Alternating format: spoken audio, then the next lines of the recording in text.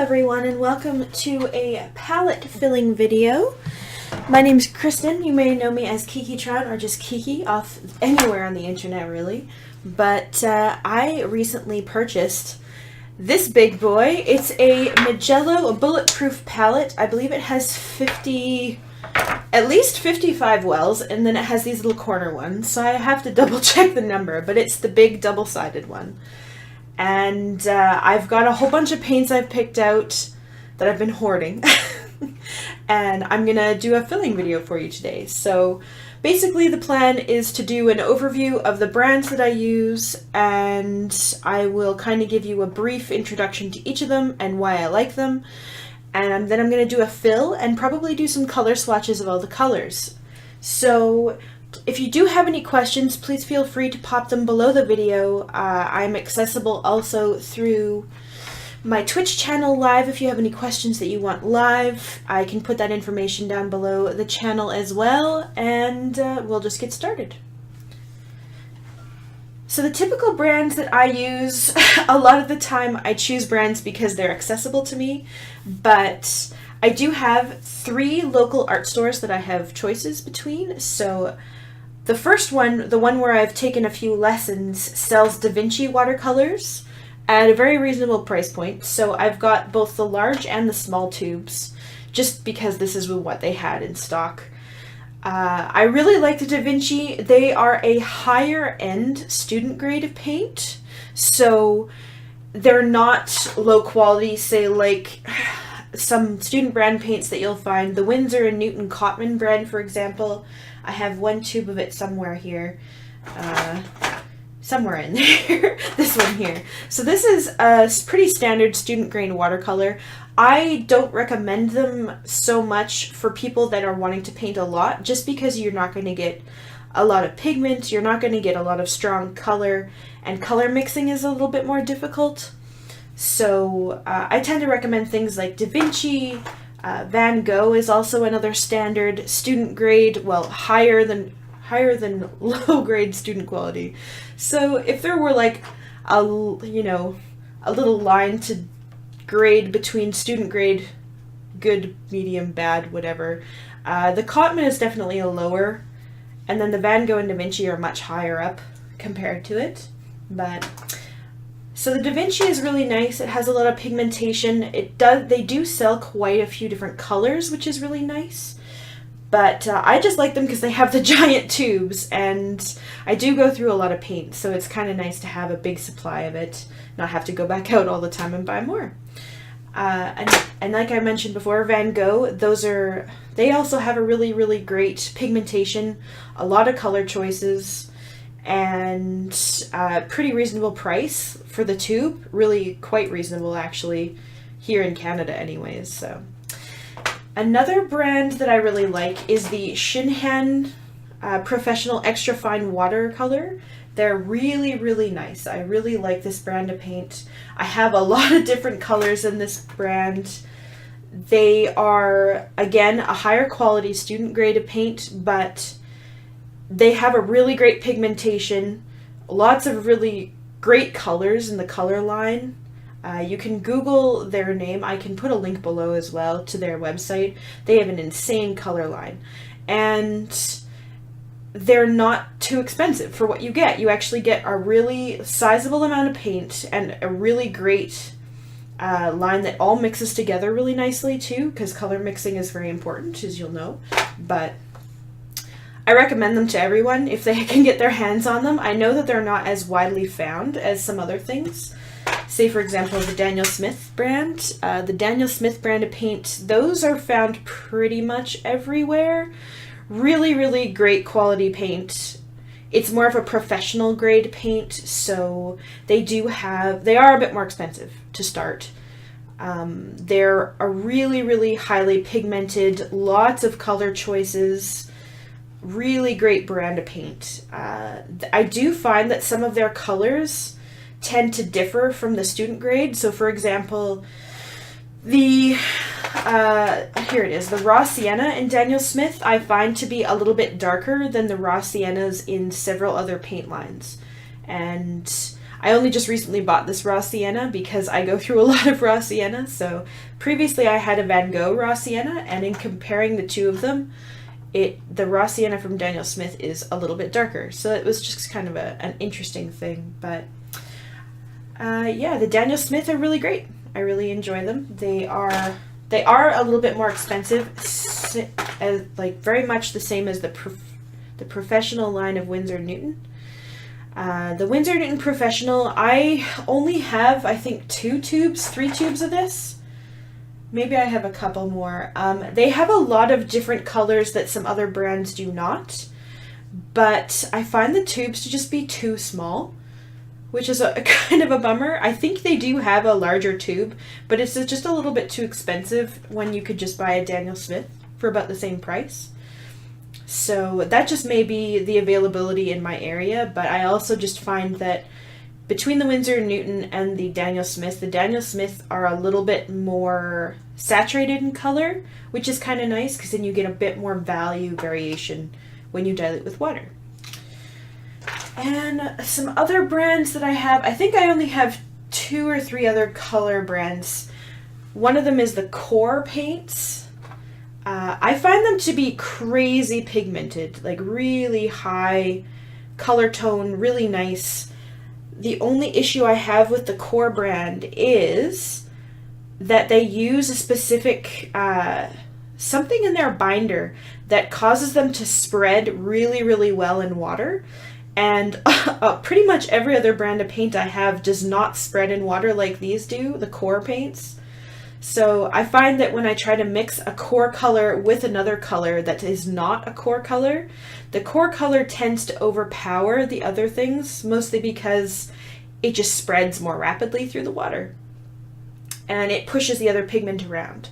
So because I know this, I use it to get some really interesting effects sometimes, but it's just something to keep in mind if you're trying to do color mixing between brands, that not all brands use the same binder or filler or anything like that. So sometimes you get really interesting or unwanted effects, but that's why it's always good to experiment with your colors and see what you have. I do have several Qor brand paints. I really like them. They are really nice. They have a lot of different weird, strange colors that a lot of other brands don't have. What other brand of paint? I think I only have 1 or 2 more to go over. The Holbein brand of paints. I have a few tubes of this. Really nice paint. I haven't used too much of it. It's very highly pigmented. It spreads really well in water. It's a little bit more expensive than student grade, but it's a little bit cheaper than like Daniel Smith or something like that. But it is still like, it is a professional, I think, grade watercolor. And I'm probably going to get a few more of these in the future when I run out of some other stuff, just because I want to experiment with them a little bit more.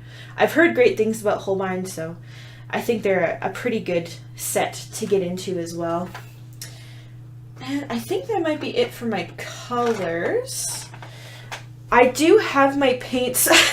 I have a chart. I had them organized, but then I threw them all in here. So I'm going to be organizing them into my palette based on color groups. So, you know, yellows, oranges, reds, and then browns, and then blue, greens, a few purples, and a few off, like some different red colors. So I've got all of that organized here, and I'm going to put those together for you guys. I know some of you like to watch palette filling videos, so... Okay, so I'm probably going to start in the yellows and work my way around. I have this side here, which is going to be the yellows and the reds and the blues and the greens. And I'm going to have a few reds and a few purples on this side. My desk is angled. This is an architecture desk. So if you are seeing a little bit of offset, that is the reason why. And I will have a list of the colors that I'm filling somewhere. I'll probably put it down below. But please, if you do have any questions about anything, just put them below, and I will try to answer them as best I can. So let's get filling.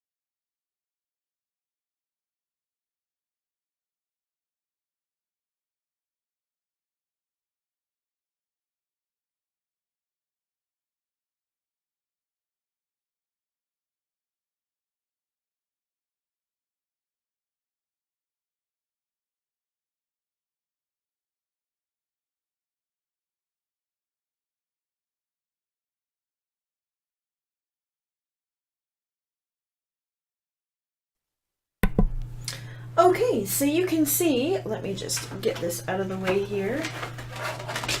You can see that I'm done with the colors that I've chosen. I didn't want to fill my entire palette, mostly because that's a lot of color to choose from, and I wanted to keep it to, as I spread more paint around here, I wanted to keep it to the main colors that I use and then the colors that I'd like to incorporate more into my pieces. Oh my goodness. What a disaster. Okay, so I can go through the colors that I put in here. I was going to do a list, but I think it's going to be easier if I just go through what I've put in here. I've got a variety of cool and warm reds and blues, as well as yellows, and I've got a few browns, a few greens, and a few purples, like pre-mixed. I tend to mix my own grays, so I only have one gray from the tube. I really like it, but I haven't used it in a while because I find that mixing gray just gives more variety. So, starting from the pinks, I've got Quinacridone Crimson, Quinacridone Rose, and Quinacridone Magenta. And so, those are all three, you know, Quinacridone pinks. They are all different. They are all their own color, and they all are used for different things. So, for example, the Quinacridone Crimson is what I use when I paint all of my animal portraits and stuff like that, for anything to do with inner ear, like when you see the pink on a cat's ear or a dog's ear, anything like that. That's typically the color that I will go for first. And then I've got Naples Yellow, Lemon Yellow or Hansa Yellow, Nickel Azo Yellow, Cadmium Yellow, Gamboge, Quinacridone Gold, Yellow Ochre, Raw Sienna and Burnt Sienna, Burnt Umber, Dyke Brown, and Sepia. I find that those earth tones are some of the colors that I use the most. So I do go through them rather rapidly. They're really great colors. If you haven't used anything like a raw sienna or a burnt sienna in your palette, I highly recommend trying one out. It's very rewarding for doing both animals and landscapes, in my opinion, but that's a different video for a different day. Starting in on the blues, we're going to go from the grays all the way around to the greens. So I've got Payne's Gray, which is kind of a blend of ultramarine and some black. It gives a really nice bluish gray. Indigo, a neutral tint, which is from Holbein. It's kind of more of a purple grayish right here, purple indigo. It's more, yeah, purpley indigo. I've got Moonglow by Daniel Smith. It is a pinkish purplish gray, which is very, very lovely. It has a magnificent granulation. If you've never seen really good granulation from a paint, try some Daniel Smith paint. It has, a lot of the time, a lot of their paints have really good granulation, but they actually have a granulation indicator on the brand. So if you go to the store and find some Daniel Smith paint, it will usually say if it granulates or not, which is really helpful depending on what you paint. You can use it to your advantage. Ultramarine or French ultramarine, it's that nice warm blue, and then the contrasting Phthalo Blue, which is nice and cold.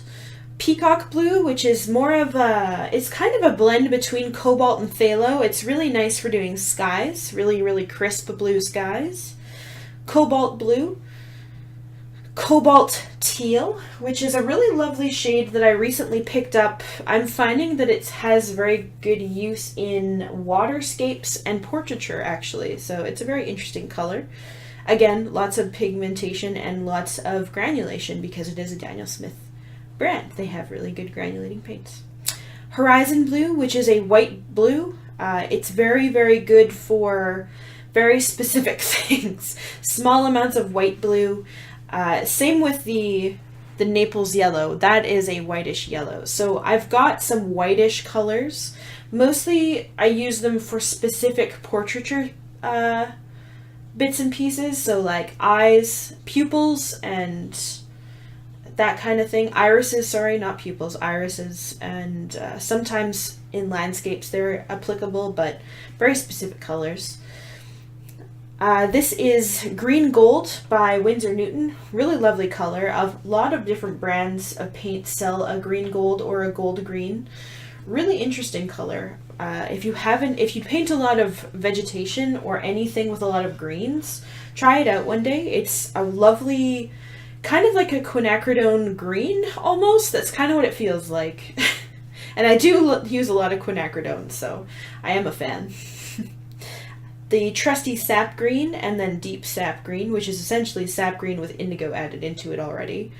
Terre Verte, which is by Holbein. It's kind of more of a soft whitish olive green, which is a really nice effect when you're doing vegetation or you just want a different color variation in your green. And then Viridian. Over on my reds, I've got a couple of interesting colors in here. Cadmium red, which is one of my lesser used colors. Venetian red, which is a really wonderful brick red. Burnt quinacridone orange. It's a very transparent color. It allows you to get really cool color variations if you layer it a lot or mix it with one of the other earth tones. It's very beautiful. Quinacridone red. Not to be confused with Quinacridone Crimson. It's much more of a bluish red, but very powerful, so extremely useful for portraiture or floral painting. Alizarin Crimson, the standard trusty red. It's a cool red, whereas the cadmium is its warm counterpart. Perylene Maroon, which is a very almost raspberry tone of red. It's very useful for landscapes as well as some specific animal paintings. So for example, in a dog that is more of a burnished reddish brownish, you will be able to use Perylene Maroon in its fur. Quite a lot actually. It also mixes really well with indigo, which is quite surprising, but it mixes down really well with any other red as well as some of the blues to make really lovely muted deep purple. Winsor red, which is the standard candy apple red, very red. It is a little bit on the cool side, but it's very strong. It mixes really well, but it's very opaque in comparison to something like an alizarin crimson. So it has its trusty uses, especially in portraiture. I find that it's useful for mixing skin tones. And then down on the bottom here, I have 3 purples. I have the standard mauve. I use that a lot in landscapes, in skies and water, and also if you mix mauve with sepia, you get this really lovely gray, a purplish brownish gray. And if you don't believe me, try mixing purple and gray together, purple and brown. You'll get a really interesting gray effect, and it will stick with you quite a lot. I have this one color here from Van Gogh. I believe it's called bluish purple. Permanent Blue Violet. I just used up the rest of the tube. It's a really wonderful color. It's a very blue purple that granulates out into its blue and purple counterparts when it's dry. It dilutes down really well with water to get a really light, lovely purple lavender color. It's a very nice one. And a very similar but more blue-based color is Ultramarine Violet. Really lovely color. I haven't used too much of it because I'm pretty stuck in my mauve and blue-purple ways down here. Sorry, they're off camera. That's the ultramarine purple. But I didn't have space to put them over in the blues, so I just stuck them over here. And then you can see I've left several little wells open. I do have a few more colors, but they are quite similar to these base ones that I have in here. So I didn't want to fill up my palette completely. I wanted to leave space for any sort of wild card colors that come my way. So I hope that this kind of gave you a little bit of an insider peek into my palette, how I lay it out, and what colors I use. Please, again, if you have any questions at all about anything in particular, just pop them below the video and I will answer them to the best of my ability. I will try to do a video in the future about how I do specific colorations and color mixes for specific pets. If you are at all interested about that, please let me know and I will try to do that ASAP. yeah, that's pretty much it. I was going to do some color swatches for this, but that does take a while, so I'll probably do that and then post it below the video once it's all done and dry. So again, if you have any questions, please let me know. You can also swing by my Twitch channel. I stream live Monday, Wednesday, Friday from 10 a.m. to 2 p.m. Pacific time. So I basically am painting live, and you can come in and say hello. You can ask me questions and I can give you real-time answers and examples as I'm painting. So if that interests you at all, please feel free to come by and just say hello. It's always nice to hang out with you. So thank you so much for watching. I hope that this cleared up some questions you might have had or introduced you to some new colors. If you see a color here that you're interested in trying out, I highly recommend it. I've used all of these colors. They're all really great. They all have their uses. And I hope that you have fun experimenting with your own colors. Thank you so much. Have a great day, and I will see you in the next video. Bye!